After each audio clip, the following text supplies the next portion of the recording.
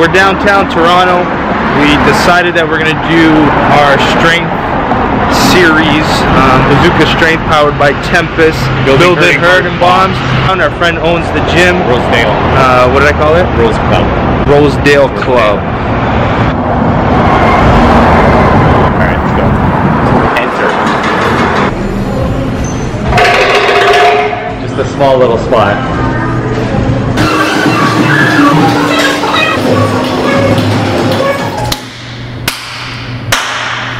This way? No, you're supposed to clap. This way, like, you can sync it up pretty easy. But who can hear it? Me. So when I edit it, you see 3 spikes, and then you match the 3 spikes to that video, and that's how you know how to sing. No clue what any of that means. Nice. No. All right, Costa. Episode 4, buddy. All right. We're in a different spot today, Joe. I know, we got a new setup. It took us about an hour to set up. We stole chairs from an office. We don't have DB Vault today. So no. We're doing it. It's a homegrown production. So be gentle with us. This is my first time ever filming and editing. We got new mics, new camera. I'm sure Costa's going to complain about something at the end of this. So, yeah, so we came in. We're at a new spot today. Why don't you tell us where we are? Rosedale Club in Yorkville, downtown Toronto. My buddy George opened up this 20,000 square foot facility that's pretty badass. Just checking it out, getting a workout in. We killed back and buys today. And I was a coach today, which was it's a new thing, and he didn't like it too much. No. What'd you think of it? It was good, but you know, I like to lead. Well, halfway through, he goes, "Look at my hand, it's shaking." That never happened. It's shaking. I got my nervous system, and he's like, "Are we almost done?" I was like, "Buddy, we're halfway done the work." Made up that whole story, but it was nice, anyways. Why? You don't want to tell people? It wasn't true. It might have been true. I was tired. I hadn't had breakfast this morning, but anyway, I like to, I like to train. You're the athlete. You do the work. Look, come on, see? It's all right. Now he's got the flex. We're good. Anyways. So people have still been liking our series. Yeah, good, great feedback. Really enjoying the comment section. Been going back and forth with a bunch of guys. Everybody has questions, really good questions out there, really good comments, feedback. So keep it coming. I love during the day finding those new questions, answering them, going back and forth. You've been good. Like, honestly, I've been very impressed at how quick he replies to everybody. You're on it right away, you're replying, which is good. Well, because it comes to my phone, a notification. You got a question, and I can't just leave the question there. Oh, if I don't like the question, I'm not answering it. You got a nice shirt on today as well. I had this one last time. I know, but people can buy them. Yeah, you can buy. Where can you buy them, Joe? bazookakickboxing.com/shop. Link in description. Fire up that Google. Let's start something. Let's just randomly do something. Okay. So let's do a t-shirt giveaway. Oh, wow. Let's do a t-shirt giveaway. Random t-shirt giveaway. How do you want to do it? Best question, most interactive, whatever you want. Costa's in charge of the t-shirt giveaway. He gets to pick the winner, and I'll ship out a Bazooka Kickboxing. So, I mean, just throw some comments, and I'll just randomly pick a comment, one that I like, and we'll give you a t-shirt. Yeah. There's no criteria whatsoever. No criteria? None. It doesn't have to be a good question. Doesn't have to be... It could be a hater. A compliment. It could be a compliment. Nice biceps Costa. Nice biceps Costa would be a good one. I would suggest that one. But anyways. Okay, so the first episode we came in, we talked about, I know you're going to complain about this now, the 3 days. And we're not going to neglect people on the 3rd day. I didn't want to. I know he wants it. Okay, so based on the question, it's gonna happen. We're gonna talk about energy systems. I want to talk about energy systems. I think energy system needs its own day, and I think that should be next episode. Why can't we talk? I'm so fired up about it all week. We have pull day. We did a lower body day the first time. We talked about a push day last episode. We got to finish on our pull day, and we just did back and. You're today, just trying to get me back for the chirping on your hair comment the last week. I know, now we're going in. It's nice. All right, I'll give you this week. Okay, so let's do pull today, next week or next time. I'm actually going to Copenhagen. So maybe next Sunday it might be an episode.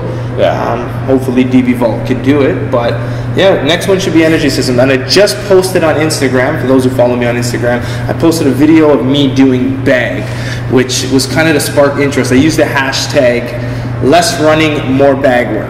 And everyone's like, this is crazy, this is nuts. So I'm actually excited to talk about energy systems. It's amazing that there's still that old school mentality of you need to run. But I don't get it. It's like, I'll do 15 minutes of bag, and you can compare 15 minutes to running. How can you even compare the two? Bag's not even the only, there's 3 energy systems, Joe. I understand. Your body uses 3 differently, and there's certain energy system you use in kickboxing, you've used them in hockey, you use them in basketball, you use them in most sports. It's train your energy system to your sport. If you're doing marathon running, go run. Well, I hope people watch our video, but and then they can learn and understand the science behind. There's also a difference between training for a 15-round boxing match and a 3-round boxing match. That's it. Yeah. Kickboxing is a sprint, people, and next week we're going to talk about it. You can run for a 15-round match. Floyd Mayweather run. He should do road work. Mayweather. He runs in the ring, but it's his defense is slick. How are you going to call him as a runner? He runs in the ring. He doesn't get hit. He would smash Conor though. Like here's one thing people don't understand. It's a different sport. It's a different sport. Okay, Conor will destroy him in MMA. But Mayweather will destroy him in boxing. Two different, and that's not to take anything away from either of the guys. They're both incredible at their own sports, but it's comparing apples to oranges. And anybody who thinks Conor can beat Floyd Mayweather in a boxing match is ridiculous. But it's like saying the same thing. Can Floyd Mayweather beat Conor McGregor in an MMA match? Absolutely not. No, the takedown's a totally different game, totally different sport. In my career, I used a lot of boxers in my career, and I have a lot of pro boxers who went to kickboxing. When we pro boxed, yeah, it was a competitive match, but when we kickboxed, I would destroy them. It's kicking. So are you calling out Conor or Floyd Mayweather I would love to call both of them out. He's calling them out. What? We'll do a 4-man tournament. Oh, we have to. Love that. All right, let's get to pull day. All right. Oh, okay. Okay, so we said last episode, this is the most, lower body, I would say, of the three is the most important. Yeah, because lower body, using your hips the most. You have to use lower body would be the most important of the 3 days. My thing is, the more you use the hips, the more specific it is to your sport, but you can't just do lower body. A lot of people have been commenting, what about full body routines? If you have 2 days a week, absolutely do a full body routine because, I mean, you have to get the most bang for your buck. If you have 4 days a week, split it up, just because you're not going to get that recovery that you need to be able to be fresh for your next day. And also, I feel that if you're just splitting it up, you can focus a little bit more. It's better on your nervous system. But then again, there are people who are successful doing 3 to 4 days full body. If you are, go nuts. And I'll say this again and again, if what you're doing is successful to you, do it. Try some other things. Maybe they'll be more successful. But this is what I'm talking about, just what I use with my athletes. And it's by no means the only way. There's a million ways to do it. Just find what works best for your body. Find what's most successful to you. Find what you enjoy doing the most. And that's where you're going to get the most results, what you can be most consistent on. So, see, I find, like, if I only do, like, a full body workout, I don't get enough of a pump and enough fatigue in that muscle group. Pumps are sick, but you're not bodybuilding. No, but still, I don't get that fatigue that I want to feel after. Yeah, I mean, fine. But, I mean, if you're doing explosive work, you don't really necessarily get the but you don't only do explosive work. No.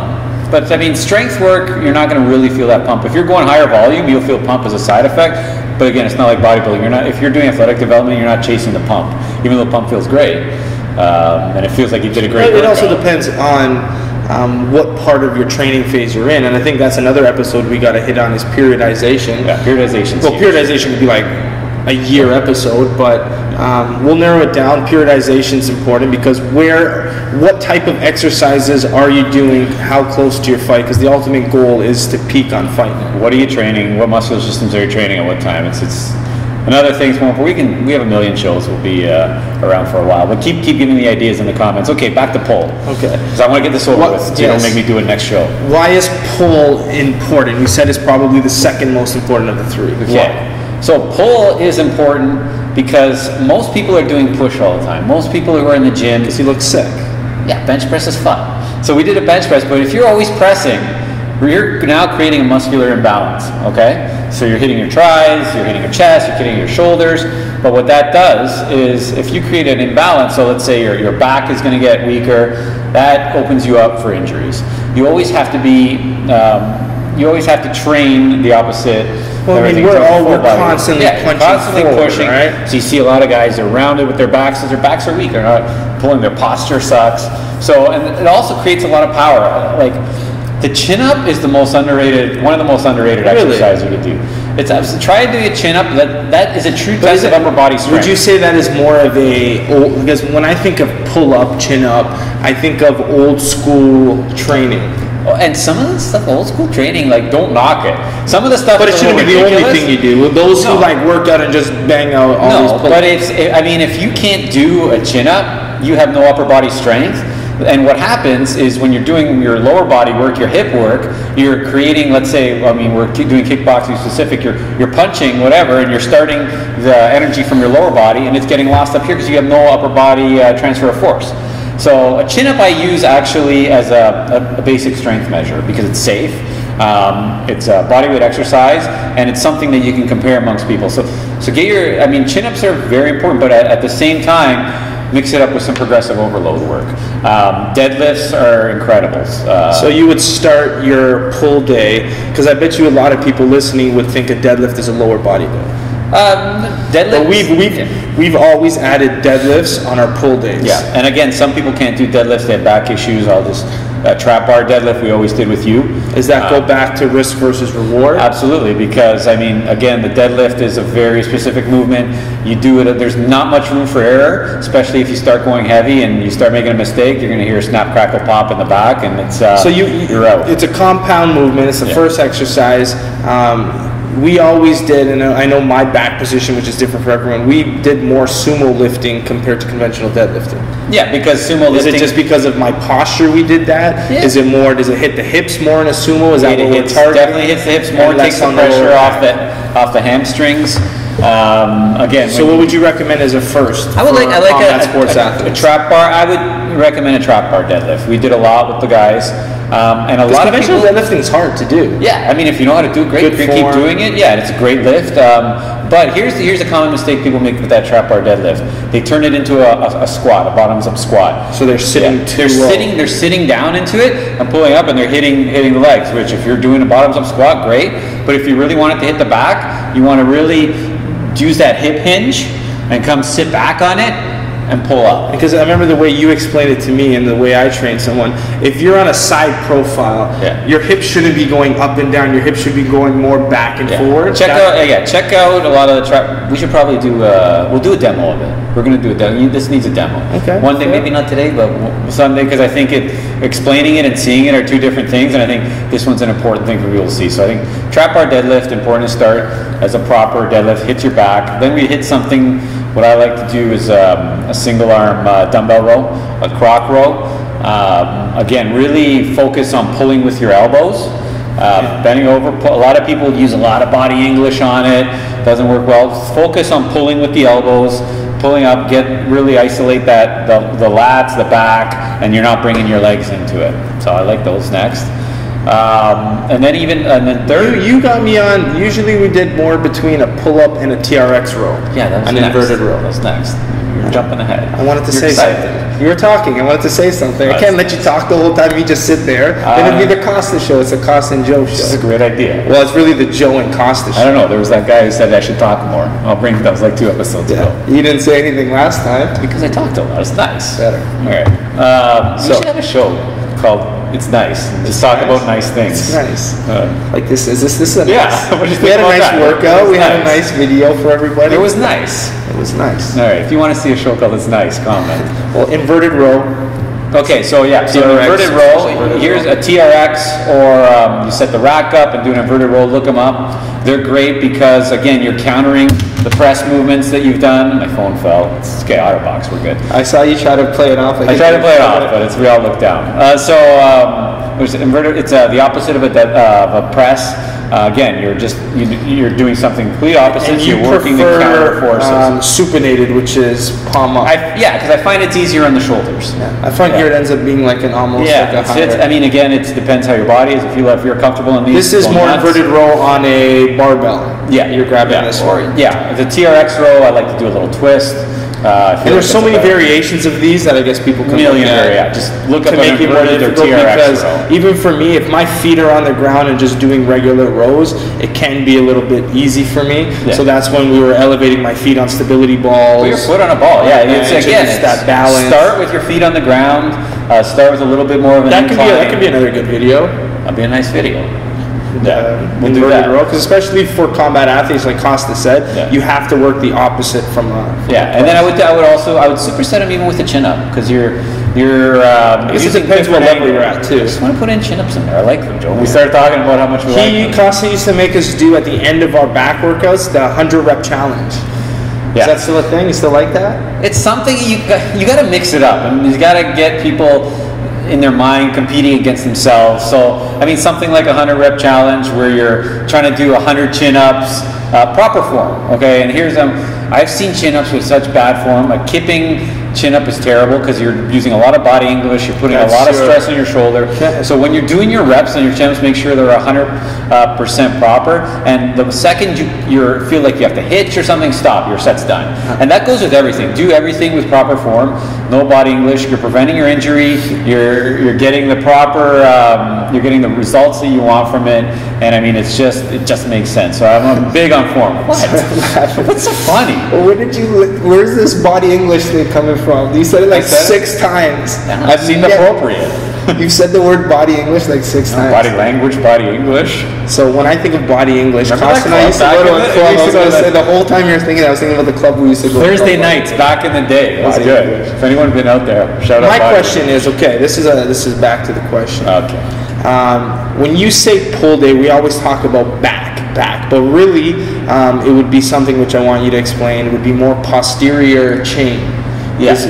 So you're kind of working that posterior chain. I think that's a word. And would you say someone with a stronger posterior chain is more likely to be a better athlete, a stronger athlete? Absolutely. So again, the posterior chain is every movement that makes your pulls work. So I mean, you're looking But posterior chain, would it be your hamstrings and glutes as well? It would, but you're working them on a different day. But it's still part of the posterior chain. Yeah, absolutely. But you're still deadlifting where you're using your hamstrings and your glutes. Yeah. And then we're not isolating, but I mean, there's certain things like a chin-up, you're not using them. I don't want you to use them. Rolls. That's why you start confusing yourself when you go into that. Okay. Fair. I didn't even know. Yeah. So posterior chain development's important, but you're working it on different days. I mean, some stuff like your deadlifts, you're working on the same day. Don't set yourself into a mindset. See what's working for you. Again, if you want to work your whole posterior chain in one day, like a deadlift, and that's why you want to start it first, right? It's like you said last time, it's the most energy intensive. Yeah, it's the most intensive. That's another reason if we back the truck up a little bit. And this body English stuff? More body English, yeah. No, it had nothing to do with body English there. Anyway, so that's why another reason why you want to do it first is because when you're working your whole posterior chain, you're really putting a load on your nervous system, so you want to do that at the beginning when you're fresh, because if you do it later and your nervous system's a bit fried, and you're trying to do that, again, you're going to be at higher risk for an injury, and you're not going to lift at 100%. So that's a good point that you brought that I forgot, Joe. Thank you. Anything else on that, or we think we're good there? Will you give another sample? Yeah, I'll put it in the comments there. Sample and description. I know a few people said they're actually going to try the workouts you did. Yeah, let me know how you like it, guys. Try it, write it, because he's been replying. So maybe if there's something you didn't like and you're unsure of, Costa's good at replying. So let's see if I can help you out. Give it a go. You actually had someone. I actually read the comment. Time between sets was another question we had recently. Yeah, and I say, what do you recommend? I know on strength days, you want more of a break because you want your energy systems, your ATP PC system to recover. Talk about that next time. I know, I'm teasing people. ATP, CP. It's been a while. Okay. But tease people. But I mean, you want that to recover in order to get the strength and the energy. Yeah, but here's the thing. If you're focusing so much on the minutia of it, like your rest periods, rest until you want to go again. Yeah. You don't have to sit there. Like, I see people timing it. It's focus on your lift. Don't worry about everything else. I mean, if you're taking 5-10 minutes between sets, it's still ridiculous. But I mean, 90 seconds. Well, if you're going for your max, your 1 rep max, maybe 5 minutes. But focus on your lift. Focus on doing 100% great form. Focus on that lift and focus on your mind-muscle connection. And that's what's the important part. A lot of people get caught in the details and forget about the big picture. Did you ever see that video of Drake deadlifting? I love Drake, man. Why are you going to call out Drake? But there's a funny Shout out to Drake. I know. It's a funny meme, though. I want to see if I can find it and put it in the video. He deadlifts with his back so round. It's okay. He's lifting. And then they put it was a sad meme, but it says but he's Drake. Started from the bottom, and then they had him from his Degrassi in a wheelchair when he couldn't deadlift properly. Oh, that's terrible, Joe. He's just crying to his money. I love Drake. I don't know. More Life. It's a good album. It's a good album, but his deadlift is terrible. So he's Drake. Yeah, I have a Drake with a bad back. I'll trade with him. I don't know. You'd have a bad back? Yeah, fair. His back's probably fine. I don't know. It's Drake. I love Drake. Anyways, now you just Drake and you're upset? Hated on Drake. Do I have to finish the show by myself? I'm going to leave now anyways. I didn't know you were that close with Drake. Yeah, no, we're boys. We just chill. I'd like to. If Drake, if you're watching this, hit me up. For sure he's watching, guaranteed. Hit me up. Should wear your OVO shirt. Yeah, I know. I should next time. I will. So my support. It's nice. Okay, so are we good for today, Joe? I got a few questions. Let me just ask a few questions people might want to know. Okay. I think a lot of people associate soreness with a good workout. Yeah. No. You have to be sore for it to be good workout. Absolutely not. I mean, if you're bodybuilding again and you're focusing on the eccentric part of the lift is what makes you sore. So it's like, for let's say on your bench press, it's not the movement up that makes you sore, it's trying to resist on the way back down. So I mean, it's really good if you're, again, trying to build muscle, because you're creating that the muscular damage that needs to be repaired and come back stronger, comes back bigger. But if you're doing athletic development, you don't necessarily need to be sore, especially if you're doing explosive work, especially if you're doing 1 rep max, you're not going to get sore, because it's dependent on that eccentric force and volume as well. So don't chase a soreness. I mean, it's nice to be sore a little once in a while. It feels like you did it, but otherwise it's not an indicator of results. An indicator of results is results. Everybody should have a logbook, and if you're beating what you've done 2-3 months ago, not necessarily session to session, because your results will be like this, then you're getting what you need to do. So if you're improving athletically, you're improving with your logbook, your weights are going up, that's an indicator. People don't log enough. People don't log. They don't log enough. I just think, like right now, those who watch, and I work with Matt Embry, trying to get him stronger, bigger, stronger, and I keep yelling at him because he keeps forgetting his notebook. I'm like, how do you know what you did last week? Yeah, we got to improve on it. Because in your mind, you're always better than you actually are, or you're worse than you actually are. It depends how your mindset. But now, are people, if they're too focused on their notebook, do you think they would try to, they try to beat their numbers too quickly? Yes. So that's where I think, like, you had us, this is the point, if we hit our numbers, and remember, Costa made sure we had a proper strength base before we're hitting 1 rep maxes, right? Which again is went on a general trainer. If you're serious about being an athlete, or serious about results, get yourself a trainer. Don't go in the first day, watch this video, and try to go for your 1 rep max on deadlifts. I mean, that's crazy, stupid. So remember, we had a strength base. Get a trainer. Get someone who sees you. Get someone who knows you. It's worth the investment in yourself. You spend the money on all sorts of nonsense, unless you don't. But most people like to buy junk. Spend it on a trainer. Spend it on yourself. And I mean, it's just going to reap rewards. Get a good trainer, not these guys who did a weekend course and are trainers. Yeah, I was going to say, there's fitness personal trainers, and then there's get references. I've seen some great personal trainers. It's just get references. But I mean, I wouldn't. It would be insulting for you to call you a personal trainer.